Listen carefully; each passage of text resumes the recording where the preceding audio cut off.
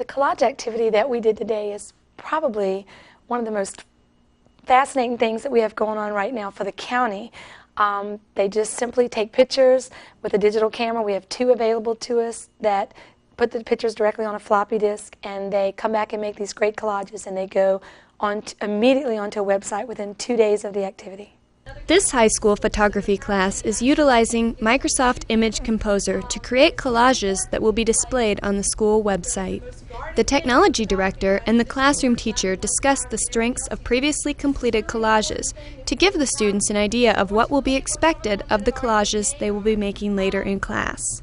If you'll scroll down, this is the home page. If you'll scroll down, I want you to see this that Ms. G put up here. It says, "Welcome to Lunenburg County Schools online newspaper."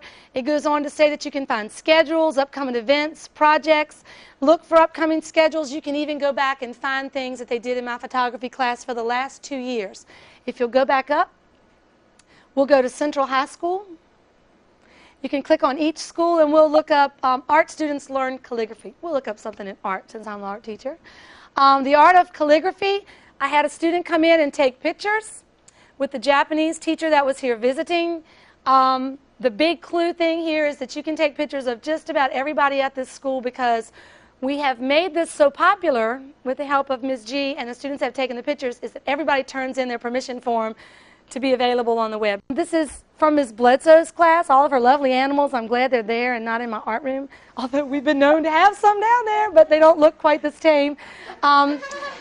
These animals can be found in Ms. Bledsoe's room. Some other varieties can be found in my room, but anyway, let's go back out of that one, and we'll go to, let's go to sports if you can. Go back to that volleyball one for just a second.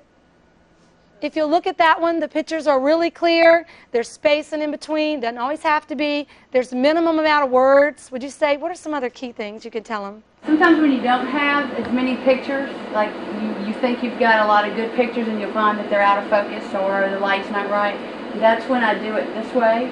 And you put a little bit of a shadow behind it because it looks more like a board. When you have a whole lot of pictures, put them closer together and you fade them and you do a lot of other things with them. Sometimes I put words with them, sometimes I don't. Try not to use first and last names. It's a little kind of a safety issue, and parents feel a whole lot better about you putting their child on the web if you don't put everything about them on there. The art teacher gets the students started on their practice collages using photos from her discs. So what I've done today is I've brought up some discs that have images on them, and we're going to run you through using this. If you want to go back out and go into Microsoft Image Composer, we're going to take you step by step into doing a collage and let you print it out right here to make sure everybody understands the basics of it. Then about halfway through, probably about halfway through, we'll be able to let you go on and do what you wanted to do. And you are entrusted with Ms. G's camera in my class, so you can't distort anybody. So what you have to do is make sure the picture is the correct size, like proportionally.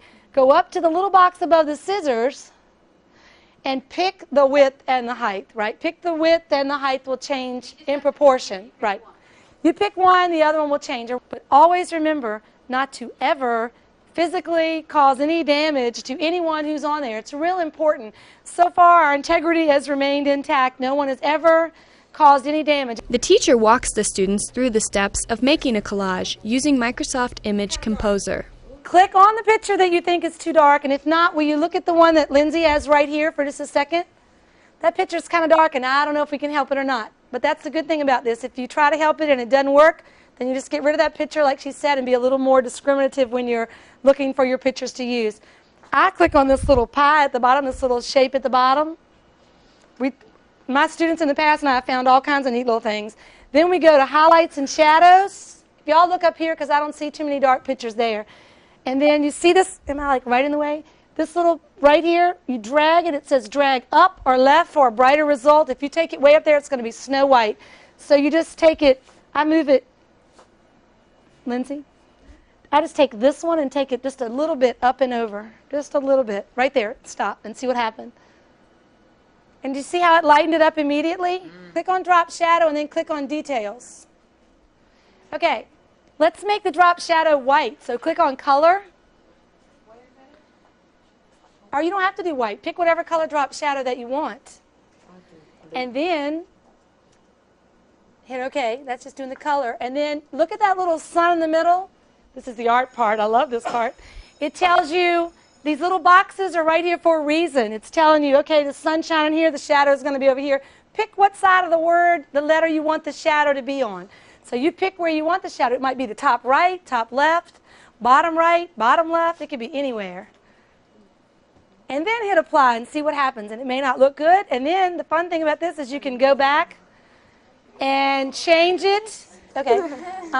Go to edit, undo. Undo oval. Okay. Did you put it right on top of him? I thought it was going to. Oh, you wanted to put it behind him. Well, you could do that. Go back and let's try it, but let's build it down here and then slide him down there. Okay, that's a good point. Make the oval again. Okay, Mallory brought up something good when she covered up somebody over here. She didn't mean to. She made a nice big yellow oval and she wanted to put Mr. Chappell's picture on top of it, but she covered him up completely. So what you would then do is click on Mr. Chappell and put bring to front, and it'll go right on top of that. Everybody this is kind of hard. Everybody needs to make a box. Mallory, all right, now right click on him and bring him to the front. Click on bring to front. Oh, there he is. Now slide him over there. There he is. The teacher presents the criteria she will use to assess the student's final products. Make sure that you have on there the following things: at least 3 pictures, at least. That's the least amount you can have for this grade. At least some words. You need to have on there a background shape either behind words or a picture, but that's not the same as a drop shadow, so you got to make sure you have a drop shadow somewhere too. And at the very bottom, you need to have collage by and your name. And if this was a real collage, you would have on there pictures by whomever and collage by whoever did the pictures. And you also need to have visual evidence by me that there is some altering of at least 1 to 2 images on there. At least one. At least one. I'd like for it to be 2, but at least 1.